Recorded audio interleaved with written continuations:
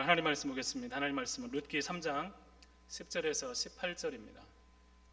룻기 3장 10절에서 18절. 한 절씩 교독하겠습니다. 한 절씩 같이 교독하겠습니다. 그가 이르되 내 딸아 여호와께서 네게 복 주시기를 원하노라. 네가 가난하건 부하건 젊은 자를 따르지 아니하였으니 내가 베푼 인애가 처음보다 나중에 더하도다. 내가 내 말대로 내게 다 행하리라. 내가 현숙한 여자인 줄을 나의 성읍 백성이 다 아느니라. 참으로 나는 기업을 물을 자이나 기업 물을 자로서 나보다 더 가까운 사람이 있으니 이 밤에 여기서 머무르라. 아침에 그가 기업 물을 자의 책임을 내게 이행하려 하면 좋으니 그가 그 기업 물을 자의 책임을 행할 것이니라. 만일 그가 기업 물을 자의 책임을 내게 이행하기를 기뻐하지 아니하면 여호와께서 살아계심을 두고 맹세하노니 내가 기업 물을 자의 책임을 내게 이행하리라. 아침까지 누워 있을지니라 하는지라. 룻이 새벽까지 그의 발치에 누웠다가 사람이 서로 알아보기 어려울 때 일어났으니 보아스가 말하기를 여인이 타작마당에 들어온 것을 사람이 알지 못하여 할 것이라 하였음이라. 보아스가 이르되 네 겉옷을 가져다가 그것을 펴서 잡으라 하매 그것을 펴서 잡으니 보리를 6번 되어 룻에게 주어주고 성읍으로 들어가니라. 룻이 시어머니에게 가니 그가 이르되 내 딸아 어떻게 되었느냐 하니 룻이 그 사람이 자기 행한 것을 다 알리고 이르되 그가 내게 이 보리를 6번 되어주며 이르기를 빈손으로 내 시어머니에게 가지 말라 하더이라 하니라. 같이 읽겠습니다. 이에 시어머니가 이르되 내 딸아 이 사건이 어떻게 될지 알기까지 앉아 있으라. 그 사람이 오늘 이 일을 성취하기 전에는 쉬지 아니하리라 하니라. 아멘. 할렐루야. 반갑습니다. 우리 옆에 분 같이 인사했으면 좋겠습니다. 사랑합니다. 당신 참 귀하십니다. 예, 아까 찬양 가운데 한 번 더 할까요? 참 어여쁘십니다. 네. 여러분 우리나라 드라마 중에 재벌 드라마가 참 많이 있는 것 같아요. 재벌 관련, 재벌 2세 나오고 재벌 2세하고 일반인의 사랑, 그런 드라마 많죠. 드라마를 안 보시는구나. 그런 드라마 많아요. 그래서 처음에는 실장님이었어요. 실장님 이렇게 하다가 어느 순간 가보니까 아버지가 회장님이래요. 고민이 돼요.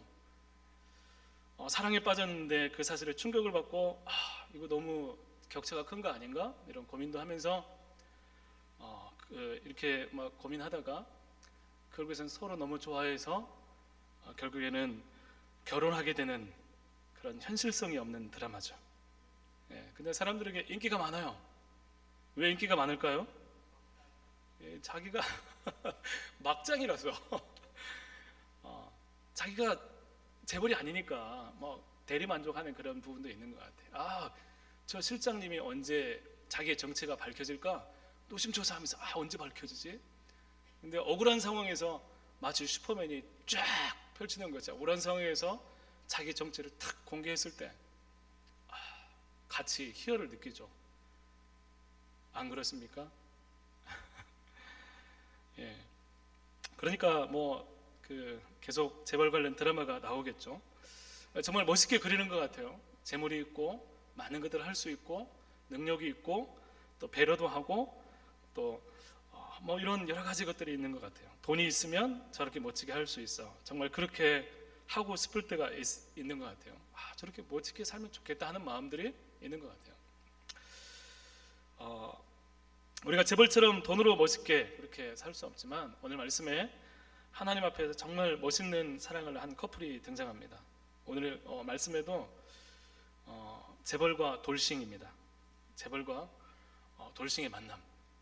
제목이 자극적이죠. 이 성경에서 이들의 모습은 헤세드라는 그 사랑 안에서 그려지고 있습니다. 헤세드, 안 그래도 되는데 주어진 한계 이상의 사랑과 자비를 베푸는 행위예요. 내가 굳이 안 해도 돼요. 안 해도 되는데 너무나 사랑해서 그 이상 그 이상을 하는 사랑의 행위를 헤세드라고 이야기합니다.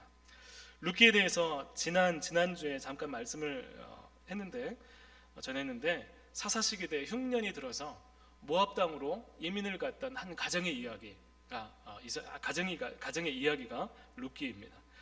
여러분, 어머니를 절대로 떠나지 않고 어머니 하나님을 믿겠노라고 하던 그 며느리 룻이 어머니를 따라서 이제 유대 베들레헴 땅으로 들어오면서 펼쳐지는 이야기가 룻기입니다. 여러분, 고향에 돌아왔어요. 신앙적으로 뭔가 대단한 결심을 한 거잖아요. 어머니 하나님이 내 하나님이 되고 어머니 백성이 내 백성이 되고 나를 어머니 떠나지 말라고 하십시오 하면서 막 강력한 결단을 가지고 유대 베들레헴으로 돌아왔습니다. 그런데 고향으로 돌아왔는데 아무것도 할 게 없는 거예요. 그럼 두 여인이 생계를 위해서 할 수 있는 일이 아무것도 없어요. 여러분, 룻은 새로운 삶의 기회를 다 내려놓고 어머니를 따라서 유대의 신앙 공동체에 들어오겠다고 작정하고 들어왔어요. 나오미 역시 하나님께 항복하고 돌아왔습니다. 여러분, 그러면 뭔가 좀 하나님께서 기대감이나 하나님께서 살 길을 주시거나 힌트를 주시거나 해야 되지 않을까요? 뭔가 큰 결단을 하고 왔는데 방법이 있고 준비가 되어 있고 돌아와 보니 야, 잘 돌아왔다, 돌아와 보니까 하나님께서 이렇게 일하시네 라고 하는 그런 모습들이, 그런 기대감들이 우리 가운데 있는데 아무것도 없는 거예요. 다만 한 가지가 있어요. 한 가지가 있는데 그게 뭐냐면 남의 밭에 가서 보리를 줍는 일이 룻이 할 수 있는 일의 전부였습니다. 그런데 신기하게 그 하찮아 보이고 힘겨운 일처럼 보이는 이 보리 줍기가 조금씩 나오미와 룻에게 희망을 주고 기대감을 갖게 하는 일로 바뀌어지게 됩니다. 우연히 찾아간 보리 줍는 그 밭이 누구의 밭이냐면 그 지역에서 유력한 자, 보아스의 밭이었습니다. 유력하다는 것은 권세 있고 재물 있고 영향력 있고 존경받는 자라는 의미를 담고 있습니다. 그런데 하필이면 그 보아스가 나오미의 가정의 친족이에요. 그런데 그것도 이제 기업을 물을 자 중에 하나였다는 것입니다.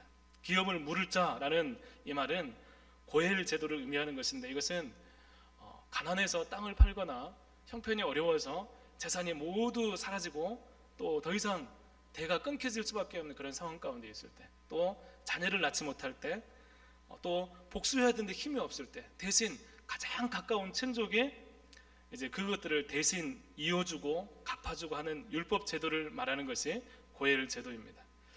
하나님은 보리줍기를 통해서 이 가정을 하나님의 계획가로 이끌어 갔습니다. 여러분, 우리의 인생 가운데서 중요한 것은 이런 크고 뭔가 거대하고 거창하고 대단한 일이 아닙니다. 우리가 신앙으로 살아가면서 우리에게 중요한 일은 어떤 거냐면 하나님이 내 삶에 간섭하셔서 하나님의 계획으로 이끌어 가시고 계신가 하는 것이 가장 중요한 거예요. 오늘 내가 좋은 일을 하고 있어요. 정말 훌륭한 일이 우리 마음 가운데, 우리 삶 가운데 펼쳐지고 있어요. 그런데 하나님의 계획하심이 전혀 들려지지 않아요. 하나님이 내 삶 가운데 개입하신다는 흔적이나 그런 느낌이 없어요. 그러면 사람 마음은 고단하게 되는 거예요. 힘들게 되는 거예요. 여러분, 어떤 것도 여러분 일은 잘 되는 것 같은데 하나님이 없으면 공허하게 되는 거예요. 우리 인생 가운데 아무리 좋은 것도 사람은 곧 적응하게 됩니다. 적응하면 어떻게 될까요?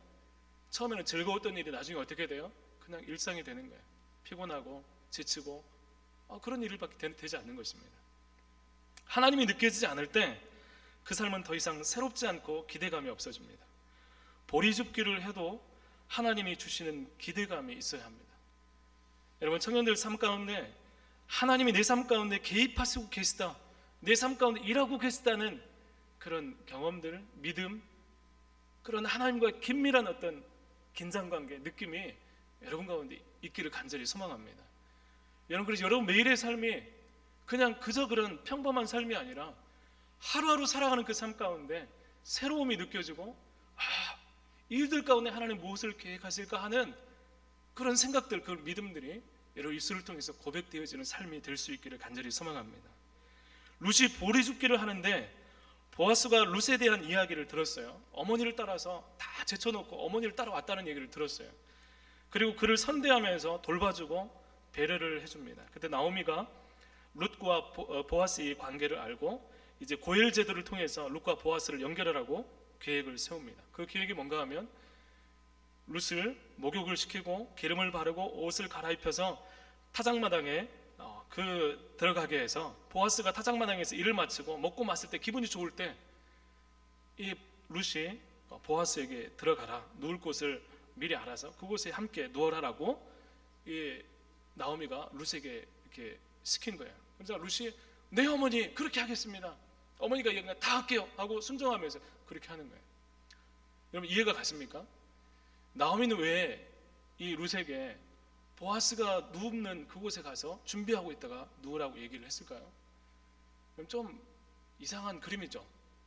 저녁에 기분이 좋을 때 목욕 제거하고 옷을 갈아입고 거기 가서 남자와 단둘이 있는 그런 시간을 가지라고 이야기를 하는 것입니다. 저녁에 몰래 단둘이 있는 분위기를 만드는 것이 여러분 어떻겠습니까? 여러분 어색했겠죠? 굉장히 좀 이상했겠죠? 이 이야기가 여러분에게 노골적인 어떤 성적인 유혹으로 다가오지 않기를 바랍니다. 여러분 이 나오미와 룻 이 사람이 어떻게 모압 땅에서 이곳에 와서 어떤 삶을 살아가고 있고 어떤 마음으로 살아가는지를 여러분 보게 된다면 나오미가 왜 룻에게 그렇게 했는지, 룻은 왜 그 이야기에 순종했는지에 대한 그림이 그려지기 시작합니다. 여러분 단순하게 그냥 저 사람 재산이 많으니까 한번 저기 빌부터 볼까? 이런 차원이 아니었어요. 이 나오미는 룻이 잘 살았으면 좋겠는 거예요. 나 때문에 와서 찾아왔는데 고생하지 않았으면 좋겠다. 잘 살아면 좋겠다. 그런데 기업물을 자 중에 한 사람이 보아스였어요. 그래서 이 보아스가 이 사람을 금위력에서 좀 잘 연결됐으면 좋겠다는 마음으로 이어지게 된 것입니다. 여러분 이 나오미도 룻도 서로를 위하고 사랑하는 인의 헤세드의 사람이었습니다. 이게 헤세드로 바라보지 않으면 이상한 그림이 됩니다. 룻이 젊어요. 이미 남자를 의지하는 것으로 문제를 해결하고 했다면 룻은 이미 벌써 이 문제를 해결하고도 남았을 거예요. 오늘 이후에 보아스가 얘기한 것처럼 룻에게 대시하는 사람들이 몇 명 있었던 것 같아요. 근데 룻은 그걸 따르지 않았어요. 거절했어요. 여러분 아예 나오미를 따라서 오는 자체가 어리석은 방법이었습니다. 지금 보아스는 지금 그렇게 젊은 사람이 아니에요. 룻이 만약 30대라면 보아스는 40대 50대 그 이상이 될 수 있는 그런 사람이었습니다. 여러분 아예 이 보아스에게 매력을 느낄 수 없는 그런 상태입니다. 지금 보아스는 그렇게 젊지 않아요. 그런데 그런 보아스에게 밤에 찾아와서 룻이 말하는 것은 뭐냐면 단 한 가지였어요. 당신은 내게 기업 물을 자입니다 라고 이야기를 하고 있는 것입니다. 남녀가의 관계, 당신이 부자니까 어쩌니까 이런 차원이 아니라 당신 내게 기업 물을 자입니다. 내 가문을 이렇게 세울 의무가 있습니다. 당신은 우리 가정을 도울 의무가 있습니다. 말씀이 그렇게 기록되어 있습니다 라고 이야기하고 있는 것입니다. 하나님 말씀에 기대어서 보아스에게 의무를 촉구하고 있는 것입니다. 이 때문에 보아스에게 나간 거예요. 그때 보아스가 그런 룻을 10절과 같이 칭찬하고 있는 것입니다. 우리 10절 말씀을 같이 한번 읽어보겠습니다. 10절 같이 읽겠습니다. 시작. 그가 이르되 내 딸아 여호와께서 내게 복 주시기를 원하노라. 내가 가난하건 부하건 젊은 자를 따르지 아니하였으니 내가 베푼 인애가 처음보다 더하도다. 아멘. 여러분 기업 물을 어떤 의무도 없고 더 좋은 조건에 많은 남자들이 있으면서도 어려움을 안고 어머니를 생각하는 마음으로 말씀을 의지하면서 지금 보아스에게 나와서 그 진심을 전하고 있는 것입니다. 여러분 사사시대에 자기 마음대로 행하는 것이 너무나 일반화된 그때에 자기 감정대로 어떤 좋은 쪽을 따라서 막 이렇게 자기 임의대로 행하는 것이 일반화된 그때 룻은 하나님 말씀 붙잡고 의지했고 보아스도 그 말씀대로 나온 그 룻의 모습을 보면서 높게 평가하고 있는 거예요. 물론 룻의 말씀, 룻기 이후의 말씀을 보면 기업 물을 어떤 고엘 제도에 대해서 사람들이 잘 지키지 않았어요. 자기한테 손해가 가면 지키지 않았어요. 그런데 룻은 그 시대에 어쩌면 힘이 없는 이 법을 가지고 이 보아스에게 갈 사람의 말씀을 가지고 보아스에게 자신을 맡기면서 그렇게 나갔던 거예요. 고난길을 따라가기로 결정하고 길을 나선 것도 어렵지만 여러분 그 길을 포기하지 않고 계속 걸어가는 것은 더욱 어렵습니다. 룻은 나오미를 따라서 고생하지만 끝까지 나오미 곁에서 나오미 함께하는 그런 삶을 추구하고 있습니다. 여러분 보아스는 여러 학자들이 이야기하기를 보아스는 오늘날 우리에게 예수님을 상징하는 인물이라고 해석합니다. 여러분 우리의 삶은 항상 떳떳하고 부끄럼 없는 인생만 사는 게 아닙니다. 부끄럽지만 해결할 수 없고 어렵지만 감당하지 못하고 힘겨울 때가 참 많이 있습니다. 여러분, 그때 우리는 우리의 문제가 있을 때 룻처럼 우리의 문제를 안고 주님이 계신 그곳을 향해서 너무 부끄럽지만 너무 죄송하지만 그 주님 앞에 나가는 그 용기와 결단이 필요한 것입니다. 그때 중요한 게 뭐냐면 하나님 말씀이에요. 하나님 말씀이에요. 우리가 그냥 와서 예배 드리는 거 아니에요. 우리가 와서 그냥 하나님 하고 기도하는 게 아니에요. 우리가 예배하고 기도하고 하나님을 찾는 근거가 무엇입니까? 그것은 뭐냐면 하나님의 약속이에요. 말씀이에요. 그렇게 약속하셨기 때문에 기도하고 예배하고 주님 앞에 나오는 것입니다. 그래서 하나님께서 우리 예배를 받으시고 우리를 그 말씀 믿고 하나님께 나갈 때 예배 가운데 자신 있게 나갈 수 있게 되는 것입니다. 여러분, 기업물을 의무를 행하라고 말한 이 룻처럼 우리가 주님께 나갈 때 십자가의 은혜와 구원의 약속의 말씀을 가지고 주님께 가면 절대로 주님은 우리를 외면하지 않으십니다. 십자가의 은혜, 복음을 믿고 의지하면서 하나님을 향해서 우리에게 은혜 주시기를 담대히 구할 수 있는 우리 청년들 될 수 있기를 간절히 소망합니다. 오늘 예배 드리면서 여러분 가운데 예배하면서 무엇을 기대하고 오셨습니까? 여러분, 하나님을 구하셨으면 좋겠습니다. 하나님 우리를 만나주신다고 약속하셨어요. 우리에게는 우리의 약함을, 우리 연약함을 동정하지 못하실 분이 아닌 대제사장이신 예수님이 계신다고 말씀하고 있어요. 그래서 히브리서 기자는 그렇게 말하고 있습니다. 하나님의 은혜의 보좌 앞에 담대히 나갈지니라. 여러분, 주님께 나가는 것, 서는 것, 기대하는 것, 바라는 것, 여러분, 이것이 우리에게 너무나 중요한 것입니다. 오늘 예배 우리 청년들의 삶 가운데 하나님 앞에 담대히 나갈 수 있는 귀한 은혜가 있기를 간절히 소망합니다. 보아스가 룻의 이런 모습을 보고 룻을 안심시킵니다. 내 딸아, 두려워하지 말라. 내가 내 말대로 다 행하리라. 그런데 한 가지 문제를 이야기합니다. 우리 12절 13절 말씀을 같이 한번 읽어보겠습니다. 12절 13절 시작. 참으로 나는 기업 물을 자이나 나보다 더 가까운 사람이 있으니 이 밤에 여기서 머무르라. 아침에 그가 기업 물을 자의 책임을 내게 이행하리라 하면 좋으니 그가 그 기업 물을 자의 책임을 행할 것이니라. 만일 그가 기업 물을 자의 책임을 내게 이행하기를 기뻐하지 아니하면 여호와께서 살아계심을 두고 맹세하노니 내가 기업 물을 자의 책임을 내게 이행하리라. 아침까지 누워 있을지니라 하는지라. 아멘. 여러분, 고일 제도의 특징이 있다면 가장 가까운 친족이 먼저 우선권이 있습니다. 근데 보아스는 지금 2순위예요. 2순위. 룻을 도와주고 싶어도 지금 그럴 수 없는 상황이에요. 여러분, 근데 이게 참 답답한 거죠. 여러분, 보아스는 이 일을 이야기하면서 순서상 그 사람보다 먼저 있고 그 우선권이 있는 사람이 먼저 의견을 물어야 된다고 이야기를 하고 있습니다. 여러분, 밤에 젊은 여인이 청혼하면서 찾아왔어요. 나와 결혼해 주십시오. 당신은 기업 물을 자입니다 하면서 청혼을 밤에 그렇게 하고 있습니다. 단둘이서 그러고 있습니다. 보아스도 룻이 싫지 않고 룻도 이미 보아스에게 마음을 보였습니다. 여러분, 그러면 끝난 거잖아요. 그죠? 서로 마음이 맞으면 끝난 거 아닌가요? 서로 좋으면 괜찮은 거잖아요. 그렇죠? 여러분, 그런데 이 보아스는 철저하게 과정과 결과 모두 하나님의 뜻대로 하기를 원합니다. 이게 보아스 가운데 멋진 모습입니다. 여러분, 오늘날 세상 가운데 얼마나 감정적으로 여러분 눈앞의 정욕과 욕심을 따라 행하게 됩니까? 법칙, 법, 말씀, 믿음, 신앙, 교회를 몇십 년 다녔건 이거 상관없이 내 정욕에 이끌려서, 욕심에 이끌려서, 내 감정에 이끌려서 행하는 경우가 얼마나 많이 있습니다. 내 마음에 맞으면, 내 감정이 거기에 이끌리면 내 거기에 맡기는 그런 삶이 너무나 많이 있습니다. 여러분, 이 세상의 사람들의 삶을 보십시오. 얼마나 세상을 아파하는 사람이 많습니까? 다 이용합니다. 권력이 있으면 이용하고, 조금은 높은 위치에 있으면 휘두르고, 절박한 자를 더 이용해 먹고, 두 사람의 감정이 중요하고 감정에 맡기라고 사람들이 추천하고 있습니다. 야, 감정대로 해. 지금 현재의 감정이 중요해. 야, 감정대로 해. 그러다가 후회하는 거죠. 걷잡을 수 없는 거예요.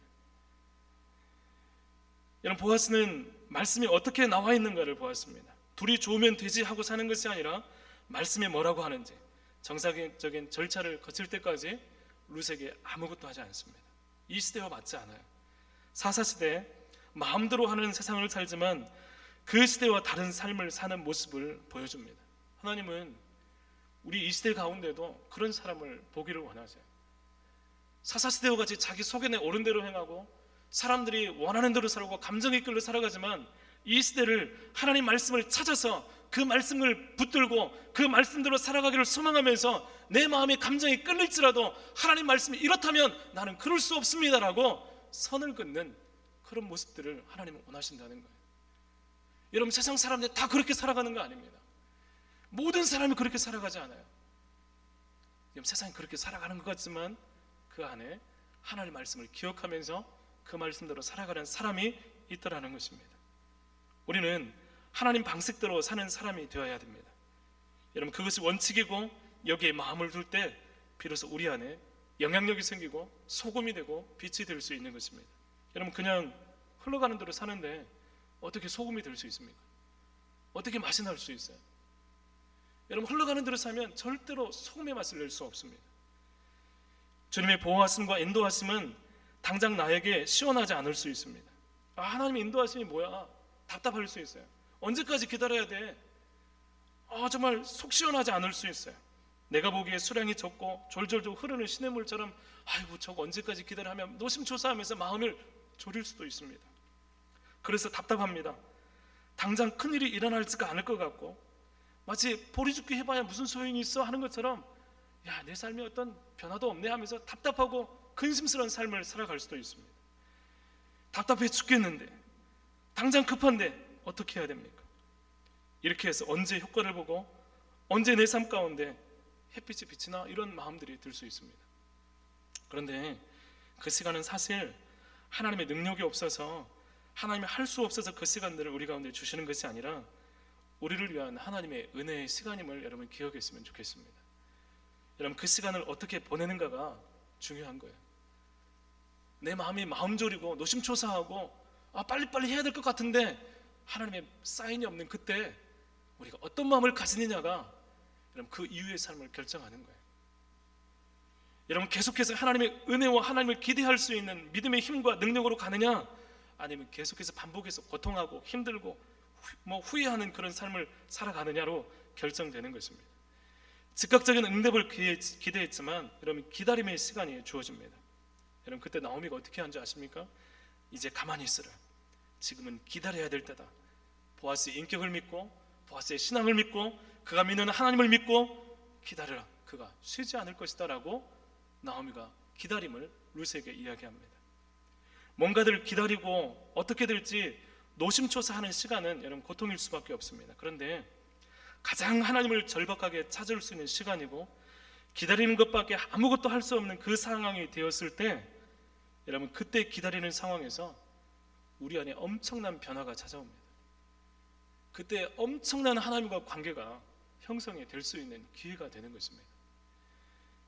사랑하는 청년 여러분, 우리 성도 여러분, 정말 하나님 나라에서 하나님이 쓰시는 사람은 그런 기다림 속에서 만들어지는 거예요.